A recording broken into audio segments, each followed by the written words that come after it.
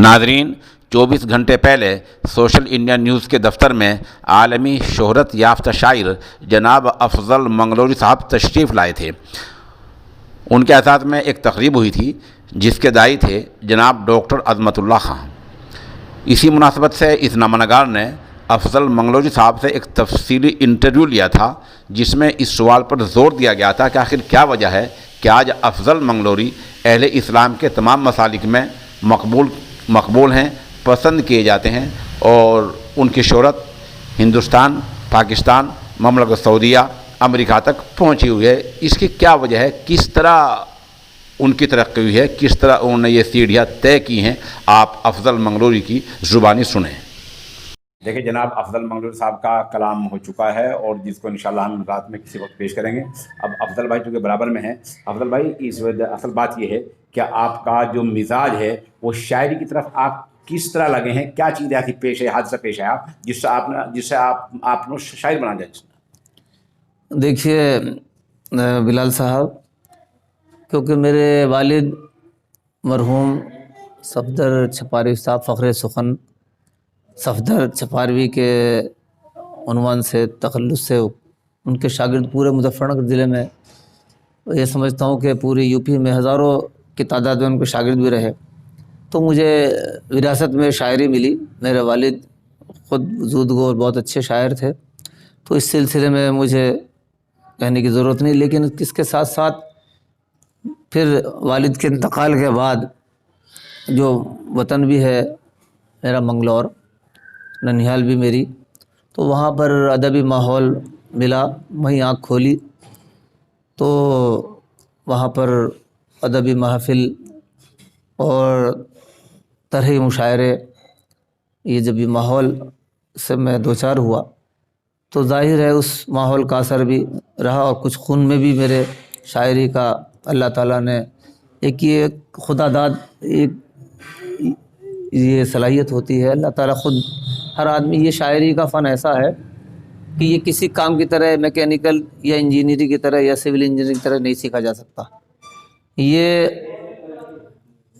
अल्लाह की तरफ से वदीयत होती है। हाँ, ये ज़रूर है, मुझे लोग कहते हैं कि आपने इसको एक जैसे कारपेंटर का काम होता है या दूसरा काम उसकी तरह किया, आपने शागिर्द ऐसे घड़ के तैयार कर दिए कि वो वाकई मुशायरों के शायर हो गए।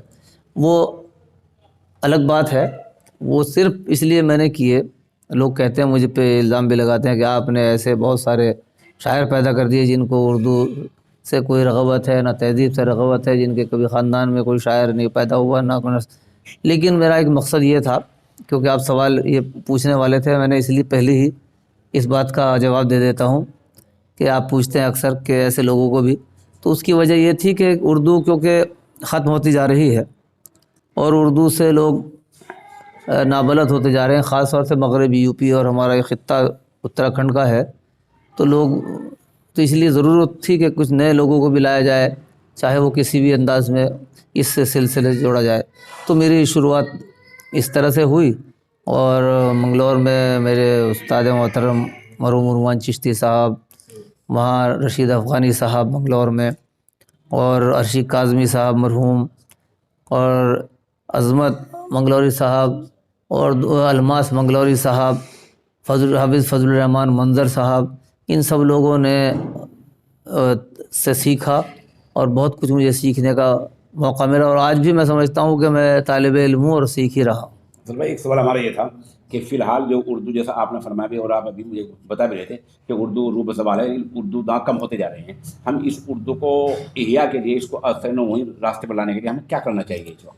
देखिए, ये बहुत आपने अच्छा सवाल किया।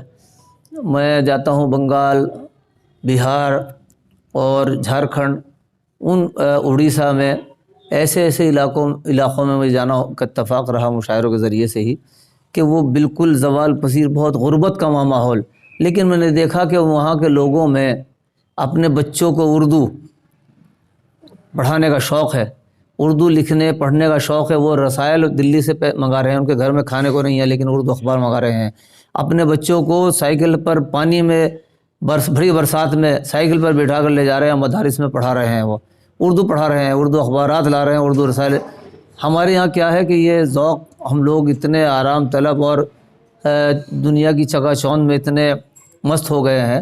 خاص طور سے میں اردو والوں کے لیے بات کر رہا ہوں کہ اپنی زبان کو ہم بھول گئے ہیں، اور جہاں زبان کو ہم نے فراموش کیا ہماری تہذیب بھی اسی لیے زوال پذیر ہے.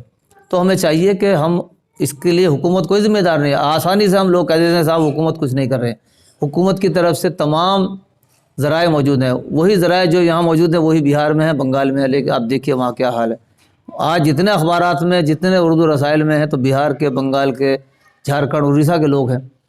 تو وہ لوگ اس کے لیے محبت بھی رکھتے ہیں. خود کو اس کے لیے ہمیں ڈیووٹیڈ بھی کرنا پڑے گا، اپنے آپ کو وقف کرنا پڑے گا، تب جا کے یہ ہماری اردو اور تہذیب زندہ رہے گی. افضل بھائی نے ایک جملہ بڑا اچھا کہا ہے کہ اگر ہماری اردو زبان کمزور ہوگی تو ہماری تہذیب بھی کمزور ہوگی. افضل بھائی ایک سوال میرا یہ ہے کہ آپ کو کس شاعر نے متاثر کیا، کس شاعر سے آپ زیادہ متاثر ہیں؟ دیکھیے شاعر تو میں بتا رہا ہوں کہ بچپن سے میں نے جو مطالعہ کیا وہ اساتذہ کا کیا، اور میرے والد بھی خود مرحوم فخر سخن صفتر چھپاروی میرے خود والد اچھے شاعر تھے، لیکن میں نے زیادہ تر اساتذہ کو پڑھا. خاص طور سے غالب، اقبال، حضرت امیر خسرو. حضرت امیر خسرو نے جو ہے مجھے یہ سمجھیے کہ لوگ ٹھیک ہے غالب، میر اور اقبال کو پسند کرتے ہیں، میں بھی کرتا ہوں، لیکن حضرت امیر خسرو کی جو شاعری ہے ملٹی ڈائمنشن، یعنی مختلف موضوعات، اس میں تصوف بھی ہے، تغزل بھی ہے، ہندوی زبان کا ابتدا، اگر میں سمجھتا ہوں ہندی شاعری کی ابتدا ہے وہ بھی حضرت امیر خسرو کے ذریعے سے. فارسی شاعری کی ابتدا میں سمجھتا ہوں ہندوستان میں اگر شباب پر آئی ہے تو اس سے پہلے بھی ہو رہی تھی، بعد میں بھی ہوئی، لیکن حضرت امیر خسرو کو میں سمجھتا ہوں کہ ان کا کمال یہ اللہ نے ان کو یہ عطا کیا تھا کہ ایک ہی غزل میں کئی زبانوں کو انہوں نے استعمال کر کے مختلف زبانوں کے ساتھ غزل کہی. اور یعنی یہ فن حضرت امیر خسرو کے بغیر نقطے کی غزلیں انہوں نے کہی. اوپر جن لفظوں میں نقطے ہیں ان کی شاعری کی، نیچے جن کے نقطے آتے ہوں جیسے بے، چے، جیم، تو ان کی شاعری انہوں نے کی، اور بغیر نقطے کی شاعری کی. اور دوسری بات کہ مصرع آپ ادھر سے پڑھیں یا اس طرف سے پڑھیں، اس کا آپ ایک ہی مصرع لگتا ہے، جیسے شکر بترازوئے وزارت برکش. جی تو شکر بترازوئے وزارت برکش یہ مصرع ہے، ان کو پڑھیں ادھر سے پڑھیں گے تب یہ مصرع آئے گا، ادھر سے پڑھیں جب یہی. تو اس میں پوری انہوں غزلیں کہی ہیں. تو میں سمجھتا ہوں کہ میری زندگی میں حضرت امیر خسرو سے میں بہت زیادہ متاثر ہوں، اور ان کا پیغام بھی انسانیت کے نام ہے جو اس کو میں چاہتا ہوں کہ عام کیا جائے. اصل میں افضل بھائی نے ایک شاعر کی ایک بہت اہم صنف کا ذکر کر دیا ہے، اور اس کو کہیں عربی الفاظ میں استعمال ہوا ہے. غیر منقطع ایک جو ہے بڑی اصطلاح ہے، اور کلو فی فلکن لفظ ادھر سے پڑھیں یا جو ہے ادھر سے پڑھیں مطلب پورا ہو جائے، ایک جو ہے بڑی بات ہے. افضل بھائی آخر سوال میں کہ آپ دہلی سے لے کر ادھر مغربی یو پی میں، مشرقی یو پی میں، اور علماء اور بریلوی طبقے میں، اہل سنت کے طبقے میں، ہر جگہ آپ کی ایک پہچان ہے، ایک شناخت ہے، ملک بیرون ملک سب جگہ آپ جاتے ہیں.